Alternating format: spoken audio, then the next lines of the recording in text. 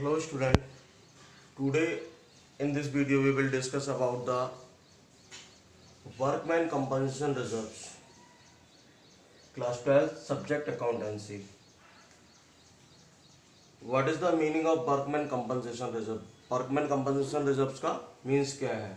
इसमें क्या रहा है, workman compensation reserve is a reserve created out of firms profit to meet the liability towards workman workers.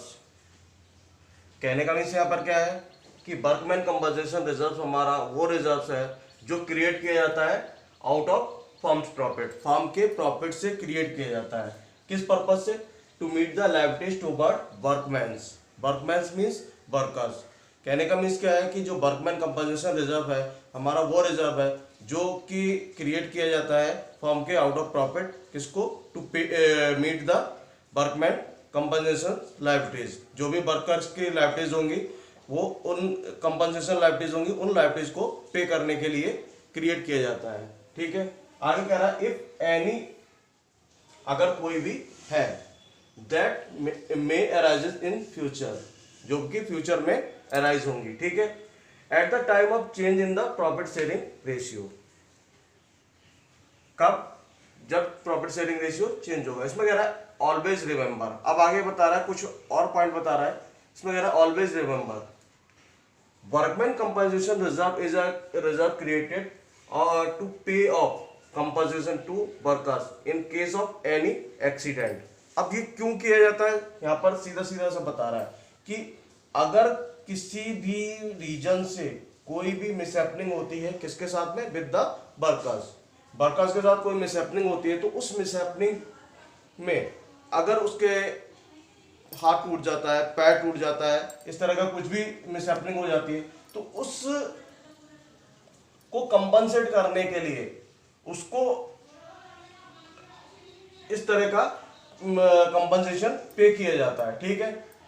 If no compensation is payable or expected at the time of reconstitution, अगर जब form रिकंस्टिट्यूट हो रही है और reconstitution के time पर कोई भी कंपनसेशन पेड नहीं किया जाता है, ठीक है, तो then the entire amount of the such reserve is distributed among the partners in their old ratio.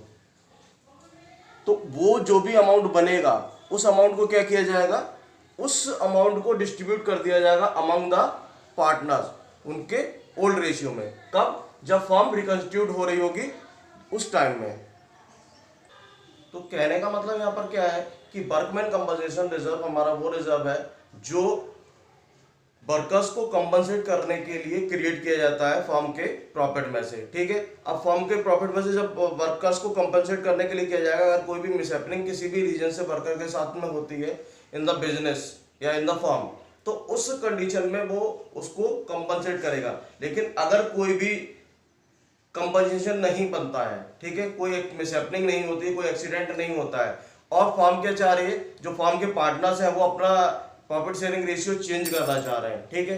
तो जब वो अपना प्रॉफिट शेयरिंग रेशियो चेंज करना चाहेंगे उस कंडीशन में वो क्या करेंगे, जो प्रॉफिट कंपनसेशन रिजर्व पड़ा हुआ है आउट ऑफ प्रॉफिट, वो कंपनसेशन रिजर्व वो आपस में डिस्ट्रीब्यूट कर लेंगे before the changing in the profit sharing ratio in their old profit sharing ratio. अपने ओल्ड प्रॉफिट शेयरिंग रेशियो में उसको वो क्या नाम है, डिस्ट्रीब्यूट कर लेंगे. ठीक. यहाँ पर हम डिस्कस करते हैं about the workman compensation reserves. इसके लिए क्वेश्चन मेंशन किया हुआ है इसमें. क्वेश्चन है हमारा a and b are partners sharing profit and losses in the ratio of 3:2. On 1st April 2017, they decided to share future profit and losses equally. On that date, workman compensation reserves reserve appearing at in the balance sheet at rupees 10,000. So the accounting treatment in each of the following cases. ये कुछ cases mention किए हुए हैं जिनके cases के basis पर हमें उसको सॉल्व करना है. केस 1 में कह रहा है if there is no other information, कोई भी इंफॉर्मेशन नहीं है about the workman compensation reserve कि वर्कमैन कंपनसेशन रिजर्व को क्या किया जाएगा. ठीक है. सेकंड पॉइंट आता है हमारा, सेकंड केस है, if a claim on account of workman compensation reserve is estimated at ₹4,000।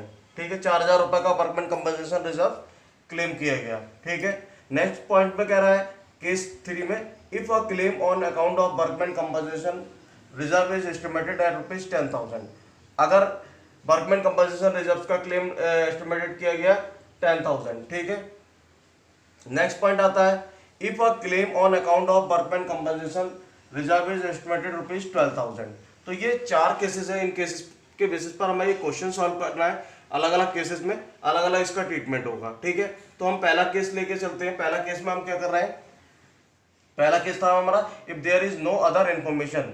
ठीक है, कोई भी इंफॉर्मेशन नहीं है workman about the workman compensation reserve, तो क्या करेंगे, जितना भी वर्कमैन कंपनसेशन रिजर्व है वो overall workman compensation reserve distribute कर दिया जाएगा इन their old profit sharing ratio. इनका ओल्ड प्रॉफिट शेयरिंग रेशियो क्या था,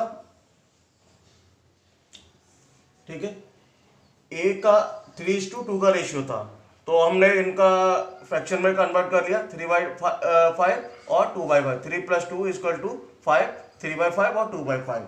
केस 1 इज 10,000 इंटू 3/5, 2,000 कट कर लिया इसको, 2,000 इंटू 3 6,000, 10,000 इंटू 2/5, 2,000 इंटू 2 = ₹4,000। उसको हमने यहाँ पर पोस्ट कर दिया एंट्री के बेसिस पर। एंट्री बनेगी हमारी workman compensation reserves account debit to A's capital account to B's capital account. ठीक है, ए के कितना निकल कर आया था 6,000, बी का आया था 4,000, टोटल मिलाकर हो गया हमारा 10,000 का वर्कमैन कंपनसेशन रिजर्व। ये हमारा केस फर्स्ट सॉल्व हो गया। इसमें कह रहा है workman compensation reserves transfer to the partners capital account in their old ratio. जैसा कि मैंने बताया था कि जो भी वर्कमैन कंपनसेशन रिजर्व होगा वो पार्टनर्स के old capital ratio, old profit sharing ratio में एडजस्ट कर दिया जाएगा। ठीक है, नेक्स्ट पॉइंट आता है हमारा केस 2। केस 2 में क्या कह रहा है, if a claim on account of workman compensation reserve is estimated at ₹4,000। Workman compensation reserve का क्लेम 4,000 रुपए एस्टिमेट किया गया, लगाया गया। ठीक है, तो हम उसके लिए केस 2 में किस तरह से सॉल्व करेंगे ये देख लेते हैं। Workman compensation reserve equal to ₹10,000, claim ₹4,000। ठीक है, 4,000 का क्लेम है, तो 10,000 - 4,000 इक्वल टू ₹6,000। इस समय फर्म के पास में क्लेम देने के बाद में कितना अमाउंट बचा, 6,000 रुपए का अमाउंट बचा।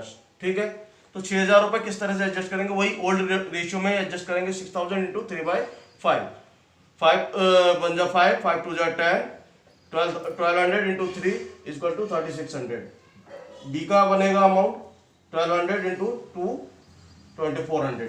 वो हम किस तरह से एडजस्ट करेंगे, एंट्री हमारी आ जाएगी। पहले हम एंट्री पोस्ट करेंगे, workman compensation reserve account debit to provision for workman compensation claim account to A's capital account to B's capital account. Claim कितने का आया था, 4,000 का क्लेम हुआ था।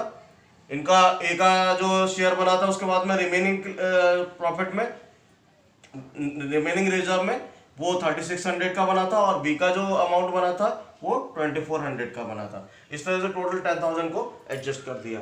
ये हमारे फर्स्ट और सेकंड केस सॉल्व हो गए। उसका हमारा ये वर्किंग पॉइंट है कि इसके बेसिस पर हमने उसको वर्किंग में बना लिया। तो अभी तक हमने फर्स्ट केस और सेकंड केस सॉल्व किया था। अब हम सॉल्व करेंगे हमारा थर्ड केस। थर्ड केस में क्या कह रहा है, if a claim on account of workman compensation reserve is estimated ₹10,000।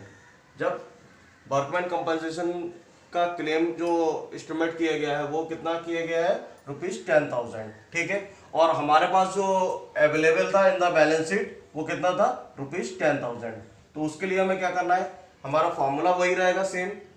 Old ratio equal to A और बी का ओल्ड रेशियो 3:2 का निकल के आ जाएगा। 3 + 2 = 3/5, 2/5। ठीक है, केस 3 में वर्कमैन कंपनसेशन रिजर्व हमारा अवेलेबल है 10,000 और वर्कमैन कंपनसेशन क्लेम है ₹10,000। जितना हमारा क्लेम अवेलेबल, वो क्या नाम है, रिजर्व अवेलेबल था, उतना ही हमारा वर्कमैन कंपनसेशन क्लेम बन गया। ठीक है, तो अगर हम 10,000 में से 10,000 माइनस करेंगे तो क्या बचेगा, कुछ भी नहीं बचेगा, नथिंग इज लेफ्ट। तो हमें क्या करना है, जो क्लेम था जितना हमारा पास बैलेंस शीट में पड़ा हुआ था उतना ही उठा करके उसको दे देंगे। तो यहाँ पर पार्टनर्स के लिए एडजस्टमेंट के लिए कोई भी अमाउंट नहीं बचेगा। ठीक है, तो यहाँ पर एंट्री हमारी क्या बन जाएगी थर्ड केस के लिए, workman compensation reserve account debit to provisions for workman compensation claim. ठीक है, ये हमारी क्या बनेगी, ये हमारी जर्नल एंट्री बन जाएगी। और इसमें अमाउंट 10,000 का क्लेम था, तो 10,000 हमारा यहाँ पर डेबिट हो गया और 10,000 हमारा क्रेडिट हो गया। ठीक है, नरेशन पोस्ट कर देंगे इसके लिए, provision made for workman compensation reserve. ठीक है, कंपनसेशन क्लेम नरेशन आ जाएगी इसकी। ये तो हमारा थर्ड पॉइंट कंप्लीट होता है। अब बात करते हैं हमारे फोर्थ पॉइंट के बारे में। फोर्थ पॉइंट में कह रहा है, if a claim on account of workman compensation is estimated ₹12,000।